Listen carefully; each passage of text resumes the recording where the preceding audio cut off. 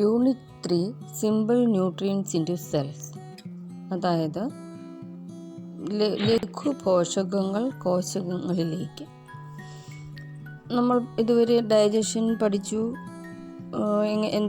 എങ്ങനെയാണ് കോംപ്ലക്സ് ആയിട്ടുള്ള ന്യൂട്രിയൻസിനെ സിംപിളർ ആക്കി നമ്മുടെ ശരീരത്തിലേക്ക് അബ്സോർബ് ചെയ്യാൻ പറ്റുന്ന, അല്ലെങ്കിൽ രക്തത്തിലേക്ക് കലർത്താൻ കഴിയുന്ന രൂപത്തിലേക്ക് മാറ്റപ്പെടുന്നത് എന്നാണ് നമ്മൾ ഈ കഴിഞ്ഞ ക്ലാസ്സിൽ പഠിച്ചത്, കഴിഞ്ഞ യൂണിറ്റിൽ പഠിച്ചത്.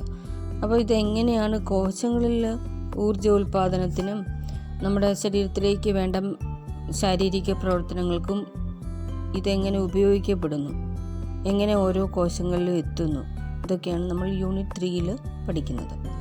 അപ്പോൾ നമ്മൾ നേരത്തെ പഠിച്ചിട്ടുണ്ട്, നമുക്കറിയാം നമ്മുടെ ശരീരത്തിലെ ട്രാൻസ്പോർട്ടേഷൻ എന്ന് പറയുന്നത് നിർവഹിക്കുന്ന ടിഷ്യൂസ് അല്ലെങ്കിൽ കോശങ്ങൾ രക്തമാണ്, ബ്ലഡാണ്. ബ്ലഡ് എന്നുള്ള യോജക കല അഥവാ കണക്റ്റീവ് ടിഷ്യൂ ആണ്. അപ്പോൾ എന്തൊക്കെയാണ് ബ്ലഡിലുള്ള കമ്പോണൻസ് എന്തൊക്കെയാണ്? Blood contains plasma and blood cells. പ്ലാസ്മയും രക്തകോശങ്ങളും. എന്തൊക്കെയാണ് രക്തകോശങ്ങൾ? നമ്മൾ ചെറിയ ക്ലാസ്സിലൊക്കെ പഠിച്ചിട്ടുള്ളതാണ്. രക്തകോശങ്ങൾ രക്തത്തിലെ ഒരു 45% രക്തകോശങ്ങളാണ്. 45% RBC എന്ന് വെച്ചാൽ red blood cells, white blood cells, WBC, platelets. ഇതിൻ്റെയൊക്കെ ഫങ്ഷനും നമ്മൾ നേരത്തെ പഠിച്ചിട്ടുണ്ട്. ഇപ്പം നമുക്ക് ഡീറ്റെയിൽ അടുത്തത് ബാക്കി 55% എന്താണ്? രക്തത്തിൽ 55% എന്ന് പറയുന്നത് പ്ലാസ്മയാണ്. Plasma plays a major role in the transport of simple nutrients. Simple ന്യൂട്രിയൻസിൻ്റെ ട്രാൻസ്പോർട്ടേഷന് സഹായിക്കുന്നത് മെയിനായിട്ടും പ്ലാസ്മയാണ്. നമുക്ക് പ്ലാസ്മയെക്കുറിച്ച് പഠിക്കാം. Plasma is the yellow coloured fluid that constitutes 55% of blood. നമ്മൾ പഠിച്ച ബ്ലഡ് സെൽസ് ഈ പ്ലാസ്മയിലാണ് കാണുന്നത്. Blood cells also found in the plasma. The simpler molecules formed as a result of digestion.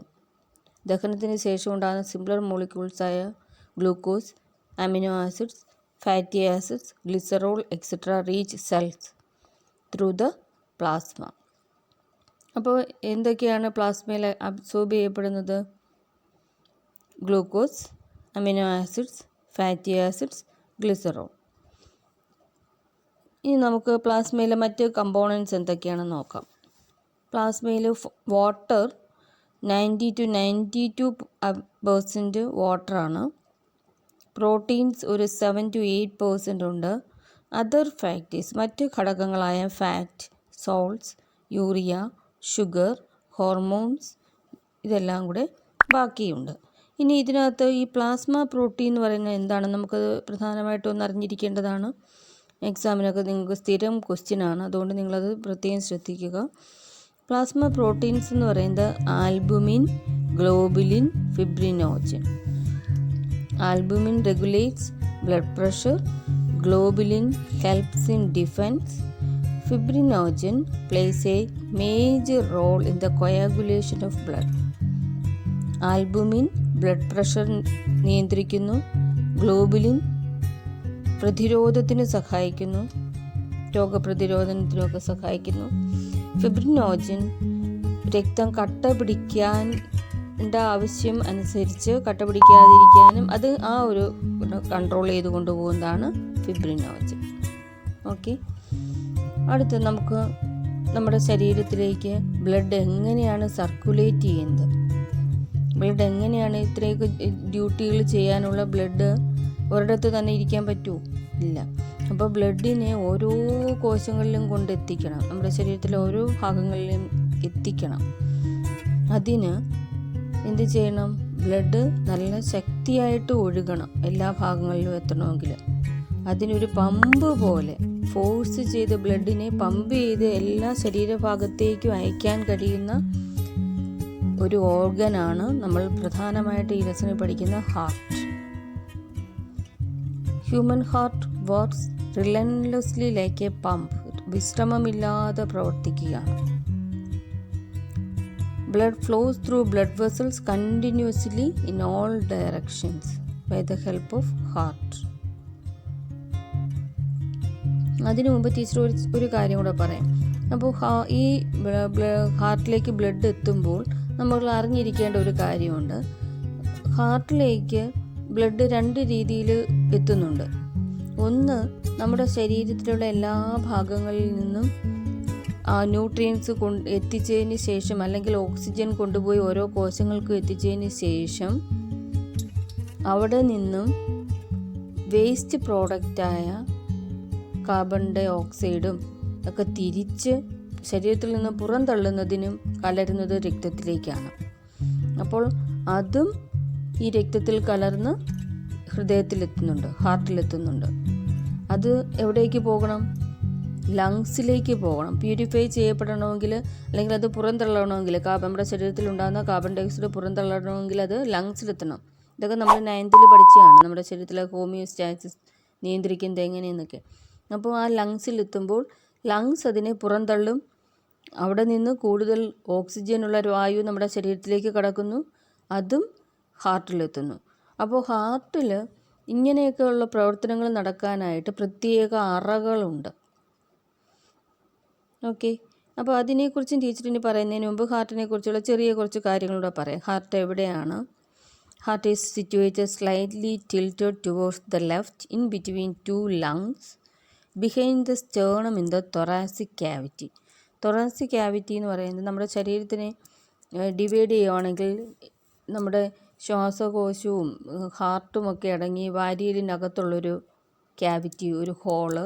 ഇനി ഉദരാശയം എന്ന് പറയുന്ന ഒരു ഹോൾ. അങ്ങനെയാണ് ഈ ക്യാവിറ്റി എന്ന് പറയുന്നത്. അബ്ഡോമിനൽ ക്യാവിറ്റിയാണ് ഉദരാശയം പറയുന്നത്. മുകളിലേക്കുള്ള ഭാഗം തൊറാസിക് ക്യാവിറ്റി, ഔരസാശയം എന്നാണ് മലയാളം. ഓക്കെ, അവിടെ നമ്മുടെ ഹാർട്ട് സ്ഥിതി ചെയ്യുന്നത് എവിടെയാണെന്ന് വെച്ചാൽ 2 ലങ്സിൻ്റെയും ഇടയ്ക്കായിട്ട് നമ്മുടെ ശരീരത്തിലെ സെൻറ്ററിലായിട്ട് നെഞ്ചിലൂടെ പോകുന്ന, കഴുത്തിൻ്റെ മുകളിൽ താഴെ നിന്ന് നെഞ്ചിലൂടെ പോകുന്ന ആ ഒരു പ്രധാന എല്ലായ അസ്ഥിയായ സ്റ്റേണം, മാറലിൻ്റെ ബാക്കിലായിട്ട് സ്ഥിതി ചെയ്യുന്നു. ഇനി എങ്ങനെയാണ് ഹാർട്ടിൻ്റെ സൈസ്? നമ്മുടെ മുഷ്ടിയുടെ ഏകദേശം നമ്മുടെ മുഷ്ടിയുടെ സൈസ് വരും ഓരോരുത്തരുടെയും. ഇനി എന്തൊക്കെയാണ് ഹാർട്ടിനെ പ്രൊട്ടക്റ്റ് ചെയ്യാനുള്ള ലെയേഴ്സ്? ഡബിൾ ലെയേർഡ് ആണ്. അതിന് പറയുന്നത് പെരികാർഡിയം എന്നാണ്. ഈ പെരികാർഡിയത്തിൻ്റെ ഡബിൾ ലെയേർഡ് മെംബ്രെയിൻ്റെ ഇടയ്ക്കായിട്ട് പെരികാർഡിയൽ ഫ്ലൂയിഡ് ഉണ്ട്. ഈ ഫ്ലൂയിഡ് എന്ത് സഹായമാണ് ചെയ്യുന്നത്? This fluid helps to reduce friction between the membranes when the heart beat ചെയ്യുമ്പോൾ ഫ്രിക്ഷൻ കുറയ്ക്കുന്നതിന് ഈ ഫ്ലൂയിഡ് സഹായിക്കുന്നു. ഇത് വളരെ ഇമ്പോർട്ടൻ്റ് ആണ്. അതും എല്ലാം പഠിച്ചു പോകണം. അടുത്തത്, ഞാനിനി ഹാർട്ടിൻ്റെ 4 അറകളെക്കുറിച്ചൊക്കെ പറഞ്ഞു. ഈ ഒരു ഫങ്ഷൻ ചെയ്യുന്നത് ഓക്സിജനേറ്റഡ് ബ്ലഡും ഡീ ഓക്സിജനേറ്റഡ് എന്ന് വെച്ചാൽ പ്യൂരിഫൈഡ് ഓക്സിജന് കിട്ടിയ ബ്ലഡും കാർബൺ ഡൈ ഓക്സൈഡ് കൂടുതലുള്ള ബ്ലഡിനെയാണ് ഡീ ഓക്സിജനേറ്റഡ് ബ്ലഡ് എന്ന് പറയുന്നത്. അതിനെയും വഹിക്കുന്നതിനുള്ള സെപ്പറേറ്റ് അറകളുണ്ട്. അപ്പോൾ ഹാർട്ടിന് 4 ചേമ്പേഴ്സ് ഉണ്ട്, അറകൾ, 4 ചേമ്പേഴ്സ്. കൃത്യമായിട്ട് ശ്രദ്ധിച്ച് കേട്ടോ. അപ്പോൾ ഫസ്റ്റിൽ നമുക്ക് എന്തൊക്കെയാണ് ചേമ്പറിൻ്റെ പേരെന്തൊക്കെയാണെന്ന് നോക്കാം.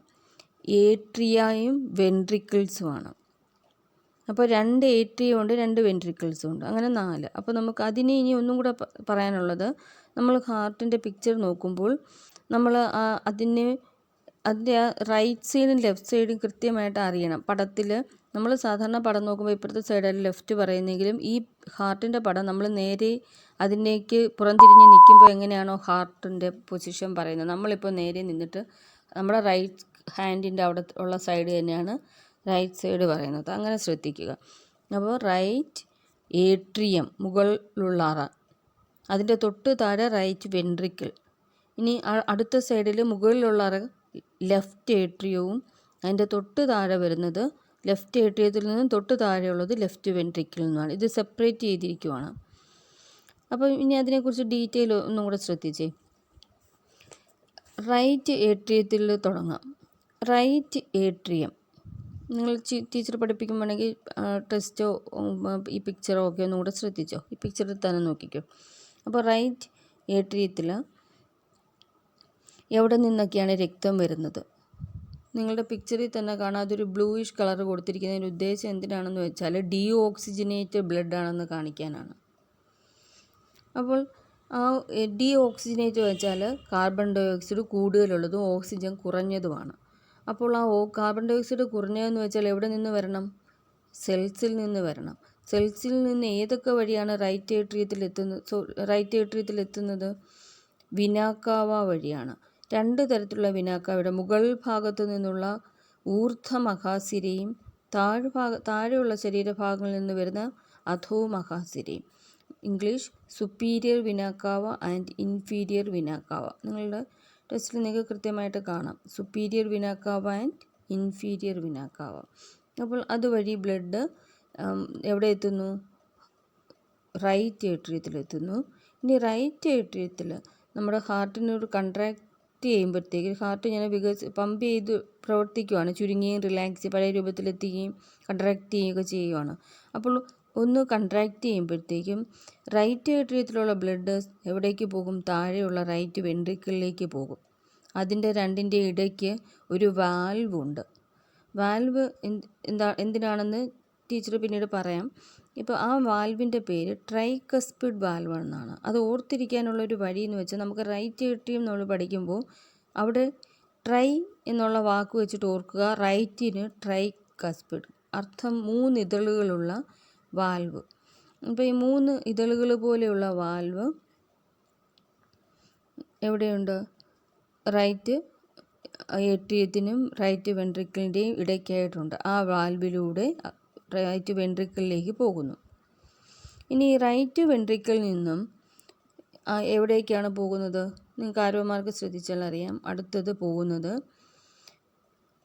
ഇനി അടുത്തൊരു കൺട്രാക്ഷൻ വരുമ്പോഴത്തേക്കും ഇത് ലങ്സിലേക്ക് പോകണം. ആ ലങ്സിൽ പോയാലേ ഇത് ഓക്സിജനേറ്റഡ് ആകൂ. ഇപ്പോൾ കാർബൺ ഡൈ ഓക്സൈഡിനെ പുറത്ത് കളഞ്ഞിട്ട് ഓക്സിജൻ അടങ്ങിയ രക്തമായിട്ട് തിരിച്ചു വരണം. അപ്പോൾ ഇത് പോകേണ്ടത് ലങ്സിലേക്കാണ്. അപ്പം നമ്മുടെ ഈ റൈറ്റ് ഏട്രിയത്തിൽ നിന്നും പൾമണറി ആർട്ടറി വഴി 2 ലങ്സിലേക്കും പോകും. അപ്പോൾ പൾമണറി ആർട്ടറി മുകളിലേക്ക് ചെന്ന് 2 ബ്രാഞ്ചായിട്ട് തിരിയുന്ന കാണാം. ഒന്ന് റൈറ്റ് പൾമണറി ആർട്ടറിയും ഒന്ന് ലെഫ്റ്റ് പൾമണറി ആർട്ടറിയുമാണ്. പൾമണറി എന്ന വേർഡ് ശ്വാസകോശം അഥവാ ലങ്സുമായി ബന്ധപ്പെട്ട ഭാഗങ്ങളെ സൂചിപ്പിക്കുന്നതിന് ഉപയോഗിക്കുന്നു. ഇനി ലെഫ്റ്റ് ഏട്രിയത്തിൽ രക്തം എത്തിക്കുന്ന ബ്ലഡ് വെസൽസ് ഏതൊക്കെയെന്ന് നോക്കാം. ശ്വാസകോശ സിരകൾ അഥവാ പൾമണറി വെയിൻസ് ആണ് ശ്വാസകോശത്തിൽ നിന്നും ഓക്സിജൻ സ്വീകരിച്ച് രക്തത്തെ ഹൃദയത്തിലെത്തിക്കുന്നത്. പൾമണറി വെയിൻസ് അഥവാ ശ്വാസകോശ സിരകൾ വഴി ഇടത് ഏട്രിയത്തിലെത്തുന്ന രക്തം ബൈക്കസ്പിഡ് വാൽവിലൂടെ ഒഴുകി ഇടത് വെൻട്രിക്കിളിലെത്തുകയും അവിടെ നിന്ന് അയോർട്ട ഓർ മഹാധമനിയിലൂടെ ശരീരത്തിൻ്റെ വിവിധ ഭാഗങ്ങളിലേക്ക് ഒഴുകുന്നു. നിങ്ങൾ ചിത്രത്തിൽ കാണുന്നത് പോലെ ഇടതു വെൻട്രിക്കിളിൻ്റെ ഉൾഭിത്തിക്ക് മറ്ററകളേക്കാൾ തിക്നെസ് അല്ലെങ്കിൽ കട്ടി കൂടുതലുണ്ടെന്ന് കാണാം. എന്താണ് കാരണം? ഇടതു വെൻട്രിക്കിളിൽ നിന്നുമാണ് രക്തം കൂടുതൽ ശക്തിയിലും ദൂരത്തിലും ശരീരത്തിൻ്റെ വിവിധ ഭാഗങ്ങളിലേക്ക് പമ്പ് ചെയ്യപ്പെടുന്നത്. എന്താണ് ഹൃദയ അറകളിലെ വിവിധ വാൽവുകളുടെ ധർമ്മം? ഈ വാൽവുകൾ ഹൃദയത്തിൻ്റെ സങ്കോച വികാസങ്ങൾക്കനുസരിച്ച് രക്തത്തിൻ്റെ തിരിച്ചൊഴുക്ക് തടയുന്നു. Valves prevent the backward flow of blood.